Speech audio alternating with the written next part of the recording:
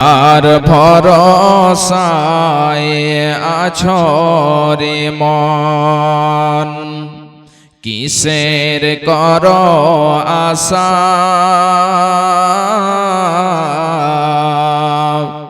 একদিন তোমার গাড়ি বাড়ি সব ভেঙে হয়ে যাবে পাশা।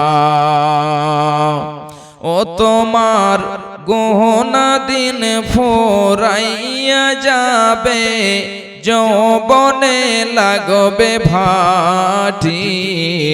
ওই যে দেখো ডাকিতেছে তোমায় কবরের মাটি। ওই যে দেখো ডাকিতেছে তোমায় কবরের মাটি। ও তোমার গহনা দিন ফুরাইয়া যাবে, যৌবনে লাগবে ভাটি। ওই যে দেখো ডাকিতেছে তোমায় কবরের মাটি। ওই যে দেখো ডাকিতেছে তোমায় কবরের মাটি। সন্ধ্যার আগে যেদিন ডুবিবে বেলা, সন্ধ্যার আগে যেদিন ডুবিবে বেলা, এক পলকে ভেঙে যাবে তোমার রঙেরি মেলা।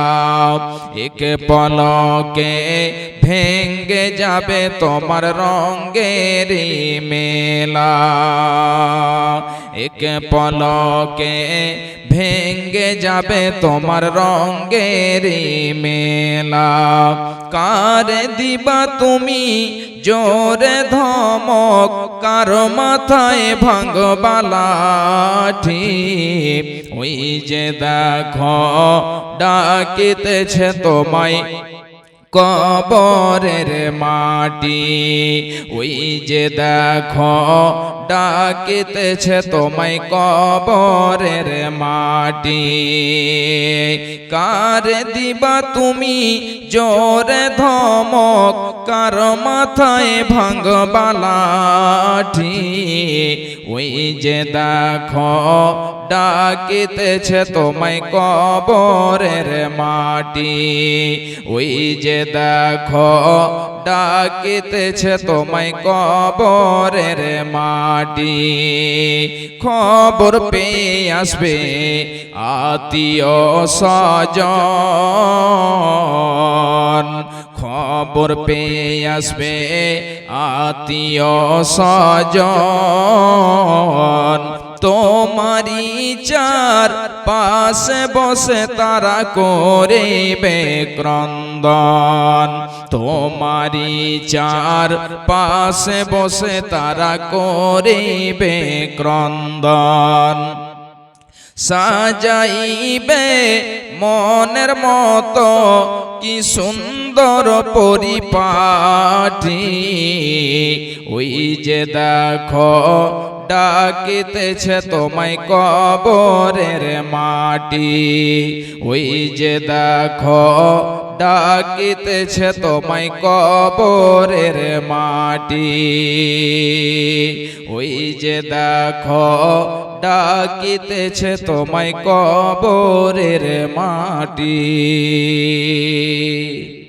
উপস্থিত শ্রদ্ধেয় সম্মানীয় আজকের সভার সভাপতি মহাশয়, স্টেজে উপস্থিত উলামায়ে দ্বীন, মেহমানানে কেরাম এবং আমার সামনে দূর দূরান্ত থেকে আগত দিন প্রিয়, ইসলাম প্রিয় ভাই বন্ধু ও বাপজানেরা ও পর্দার আড়ালে পর্দাশীলা, পর্দানশীনা, মুমিনা, মুসলিমা আমার মা ও বোনেরা, যাবতীয় গুণগান, যাবতীয় প্রশংসা সেই মহান আল্লাহ রাব্বুল আলামিনের জন্য, যেই আল্লাহ রাব্বুল আলামিন আমাদেরকে পৃথিবীতে সৃষ্টি করেছেন এবং অগণন নিয়ামত দিয়েছেন। সেই মহান আল্লাহ রাব্বুল আলামিনের দরবারে একবার আমরা সকলেই কৃতজ্ঞতা জানাই, সকলেই অন্তর খুলে মুহাব্বতের সাথে একবার জোরে সরে বলি আলহামদুলিল্লাহ। অতঃপর খাতামুন নবীন, নবিকুলের শিরোমণি, ইমামুল আম্বিয়া, খাতামুন নবীন জনাবি মুহাম্মদুর রাসূলুল্লাহ সাল্লাল্লাহু আলাইহি ওয়াসাল্লামের প্রতি শত সহস্র শান্তির ধারা বর্ষিত হোক। আল্লাহুম্মা সাল্লি আলাইহি ওয়া বারিক আলাইহি, আল্লাহুম্মা আমিন। ভাইজান, বাপজান আমার, আজকে আমি আপনাদের সম্মুখে কুরআনে মাজিদ থেকে একটি আয়াত পরিবেশন করেছি এবং তার সাথে দুইটি হাদিসের টুকরো পরিবেশন করেছি।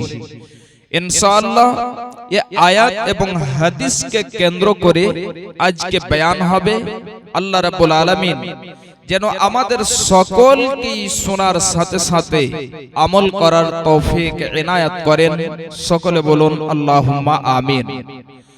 আল্লাহ রাব্বুল আলামিন আমাদেরকে পৃথিবীতে সৃষ্টি করেছেন এবং পৃথিবীতে সৃষ্টি করে আল্লাহ রাব্বুল আলামিন আমাদেরকে অগণন নিয়ামত দিয়েছেন। আল্লাহ রাব্বুল আলামিন বলছেন, ওয়া ইন তাউদ্দু নি'মাতাল্লাহি লা তুহসুহা। খুব ভালো করে শুনবেন। আল্লাহ রাব্বুল আলামিন বলছেন, বান্দা, আমি তোমাদেরকে এত নিয়ামত দিয়েছি, এত নিয়ামত দিয়েছি, যদি তোমরা সেই নিয়ামতগুলোকে গণনা করতে যাও গুনে গুনে শেষ হবে না। আল্লাহ রাব্বুল আলামিন আমাদেরকে অগণন নিয়ামত দিয়েছেন। ভাই আমার, আল্লাহ রাব্বুল আলামিন আমাদেরকে যে নিয়ামত দিয়েছেন, এই নিয়ামতকে পেয়ে আমাদের জীবনটাকে কি করতে হবে? আল্লাহর পথে কাটাতে হবে। আল্লাহর পথে আমাদের জীবনটাকে অতিবাহিত করতে হবে।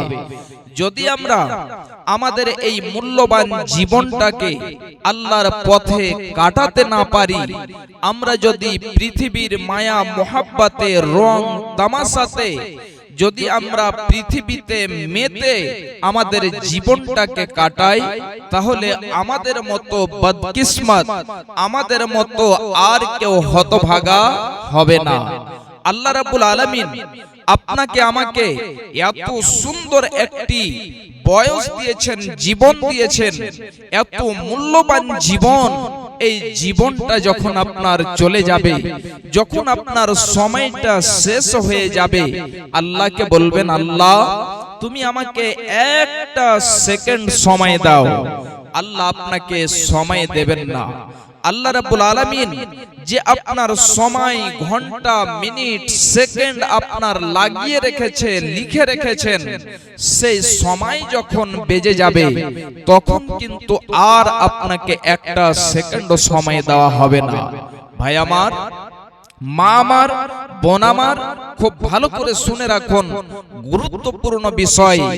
এই বিষয়টি এমন একটি বিষয় আপনার জীবনকে পাল্টে দেবে, আপনার জীবনকে আপনি পাল্টাতে পারবেন। আল্লাহ রাব্বুল আলামিন কুরআনে মাজিদের মধ্যে বলছেন, নবীজিকে কেন্দ্র করে, খুব ভালো করে শুনুন। বিসমিল্লাহির রহমানির রহিম। ওয়া মা জাআলনা লিবাসারিন মিন ক্বাবলিকাল খুলদ আফা ইন মিত্তা ফাহুমুল খালিদুন। আল্লাহ রাব্বুল আলামিন নবীজিকে কেন্দ্র করে বলেন, হে নবী আমার, আপনার পূর্বে যতগুলো মানুষ এসেছে, আমি আল্লাহ রাব্বুল আলামিন তাদেরকে সর্বদাই জীবন দান করি নাই। নবীজি পর্যন্ত যতগুলো পৃথিবীতে মানুষ এসেছে, যতগুলো নবী এসেছেন, যত ওলি এসেছেন, যত আবেদ জাহেদ এসেছেন, যত অন্যায় অত্যাচারী এসেছেন, আল্লাহ রাব্বুল আলামিন তাদেরকে সর্বদাই জীবন দান করেননি। হে আমার ভাই, এ আমার মায়েরা বোনেরা আমার খুব ভালো করে শুনে রাখুন। আপনি তাহলে একটা বার ভেবে দেখেন যে আপনি কি সারা জীবন কিয়ামত পর্যন্ত আপনি পৃথিবীতে এসেছেন নাকি? না, এটা কখনোই হতে পারে না।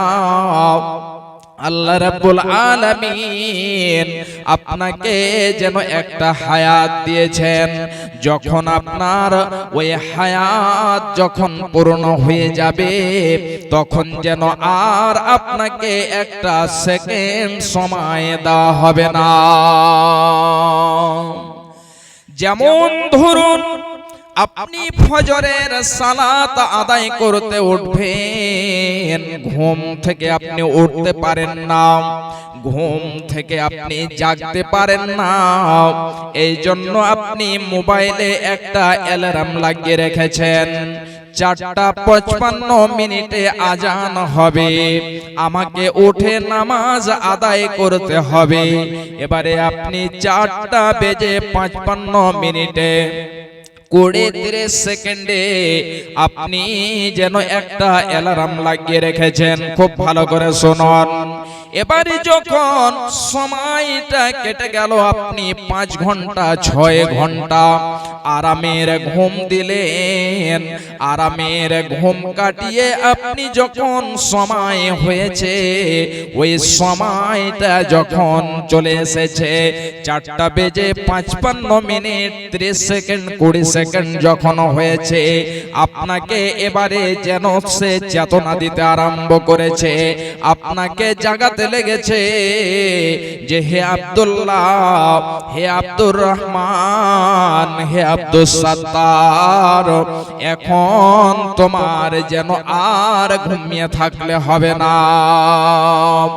যে সময় তুমি অ্যালার্ম লাগিয়েছ তোমার যেন সময়টা হয়ে গিয়েছে, এই জন্য আব্দুর রহমান তোমার যেন ওই সময়টাতে আর যেন ঘুম চলবে না, তোমাকে যেন বারবার সে সচেতন করবে, আপনাকে যেন জাগিয়ে দেবে, আপনার ঘুমকে ভাঙিয়ে দেবে।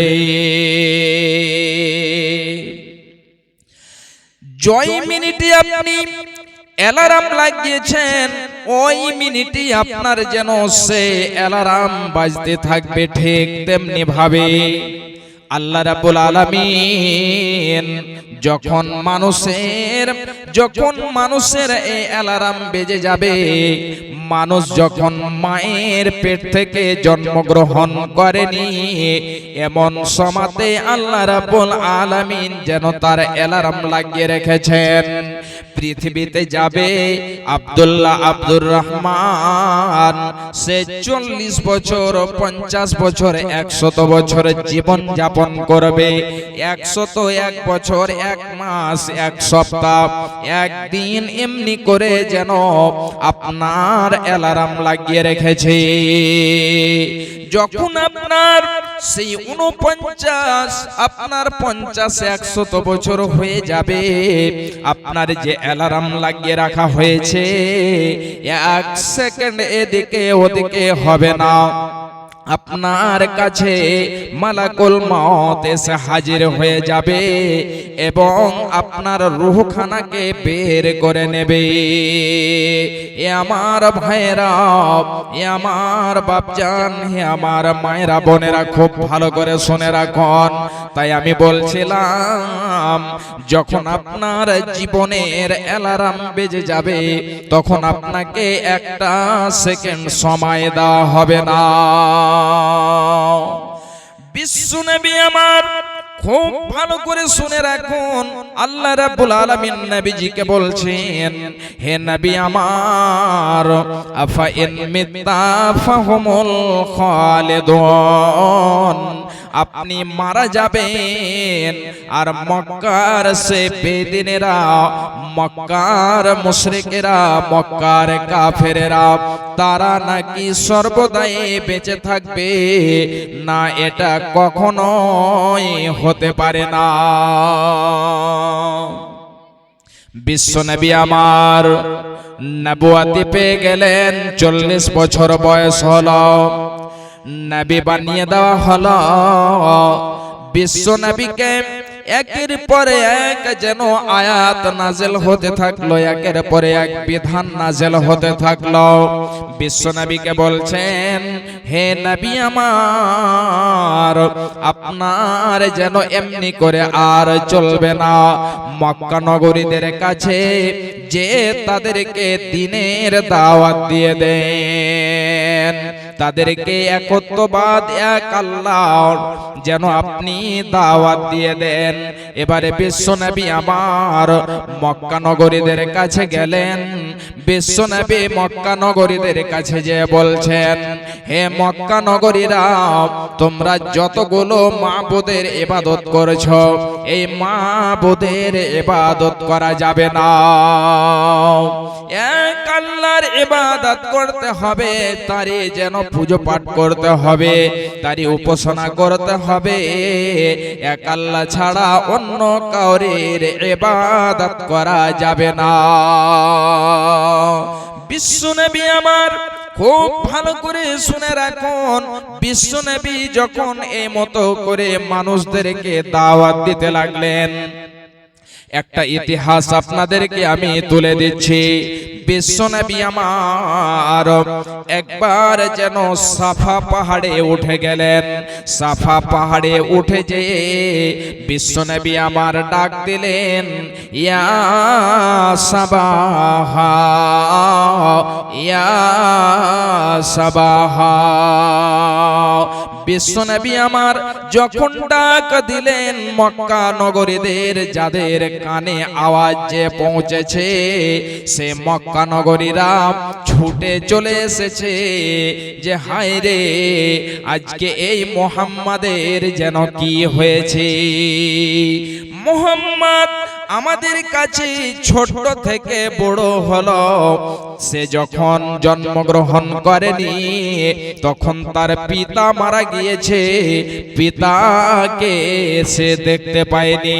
যখন ছোট বয়স 6 বছরের সন্তান, এমন সময়তে নবী মুহাম্মাদের মা যেন পৃথিবী থেকে চলে গিয়েছে।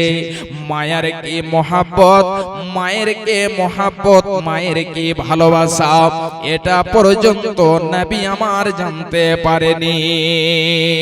হায় রে মুহাম্মদ, কি হয়েছে, কেন আজকে তুমি ডেকেছ? এবারে সবাই যেন বিশ্ব নবীর ডাক শুনে সাফা পাহাড়ে এসে হাজির হয়েছে। এবারে বিশ্ব নবীকে বলছে, হে নবী মুহাম্মদ, আপনি বলুন তো কোন এমন মুসিবতে পড়েছেন, আপনি কোন এমন বিপদে পড়েছেন, আপনি একটিবার যেন বলে রাখেন, আমরা আপনাকে ওই বিপদ থেকে, ওই মুসিবত থেকে উদ্ধার করে নেব। বিশ্ব নবী বলছেন, হে মক্কা নগরীরা শুনে নাও, আমি তোমাদেরকে এই জন্য একত্র করেছি, তোমাদেরকে আমি এক জায়গায় করেছি। তোমাদেরকে যদি আমি বলি যে এই যে পাহাড় রয়েছে, আর এই পাহাড়ের পেছনে তোমাদের শত্রু রয়েছে, তোমাদের প্রতি সকাল কিংবা সন্ধ্যায় আক্রমণ করতে পারে, তোমরা কি এটা বিশ্বাস করবে কি করবে না? সবাই এক বাক্যে বলে ফেলল, হে নবী মুহাম্মদ, শুধু আজ নয়, আজ থেকে নিয়ে 40 বছর বয়স যেন কেটে গিয়েছে, পার হয়ে গিয়েছে। মুহাম্মদ রে, আপনার মুখ থেকে যেন একটা মিথ্যা কথা শুনতে পাইনি, একটা মিথ্যা কথা যেন আপনার জুবান থেকে বের হয়নি। মুহাম্মদ রে, শুধু আজ নয়, আজ থেকে নিয়ে 40 বছর কেটে গেল, আপনার জুবান থেকে একটা মিথ্যা কথা বের হয়নি। হে মুহাম্মদ, কেন আমরা বিশ্বাস করব না? সবাই যেন একই বাক্যে তারা যেন মেনে নিল। এবারে বিশ্ব নবী বলছেন যে তাহলে ঠিক আছে। বিশ্বনবী বলছেন যে তাহলে শোনো, আমি যে তোমাদেরকে ডেকেছি সেই উদ্দেশ্যটা হলো, সেই মাকসাদটা হলো যে এক আল্লাহর প্রতি ঈমান নিয়ে আসতে হবে, এক আল্লাহর প্রতি তোমাদের বিশ্বাস করতে হবে, তারই ইবাদত করতে হবে, তাছাড়া অন্য কোনো মাবুদের ইবাদত করা যাবে না। যেমন এই কথা বললাম, খুব ভালো করে শুনে রাখুন, বিশ্বনবী যখন এই কথা বলেছেন, এবারে সে মক্কা নগরীরা, তার মধ্যে বিশেষ করে আবু লাহাব বলছে, তাব্বান লাকিয়া মুহাম্মদ, হে মুহাম্মদ তোমার হাত দুখানা ধ্বংস হয়ে যাক, হে মুহাম্মদ তোমার হাত দুখানা বরবাদ হয়ে যাক। যখন এই কথা বলা, শুধু তাই নয়, নবী মুহাম্মদকে বলছে, হে মুহাম্মদ তুমি আমাদেরকে শুধু এই কথাটি বলার জন্য একত্রিত করেছ, হে মুহাম্মদ তুমি আমাদেরকে এই কথাটি বলার জন্য এক জায়গাতে করেছ, মুহাম্মদ রে তোমার হাত দুখানা যেন ধ্বংস হয়ে যাক। বিশ্বনবী আমার কেমন করে দিন প্রচার প্রসার করেছেন, কত কষ্ট করে দিনকে প্রচার প্রসার করেছেন। এবারে আবু লাহাব আপন চাচা যখন এই কথা বলেছে, যদি আপনার নিজস্ব লোক কোনো হালকা আঘাত আপনাকে দিয়ে থাকে, গ্রামের লোক যদি দূরের লোক আপনাকে যত রকম কষ্ট দিয়ে থাকুক না কেন, আপনি ওই কষ্টকে ভুলে যাবেন। কিন্তু যদি আপনার ভাই, যদি আপনার আব্বা, যদি আপনার আম্মা, যদি আপনার বোন আপনাকে ছোট্ট করে কষ্ট দিয়ে থাকে, তাহলে ওই কষ্টকে আপনি কখনোই ভুলতে পারবেন না। যদি সে দুঃখটা, যদি সে বেদনাটা হালকা হয়, তবুও পাহাড়ের মতন হবে, আপনাকে মনে হবে আহ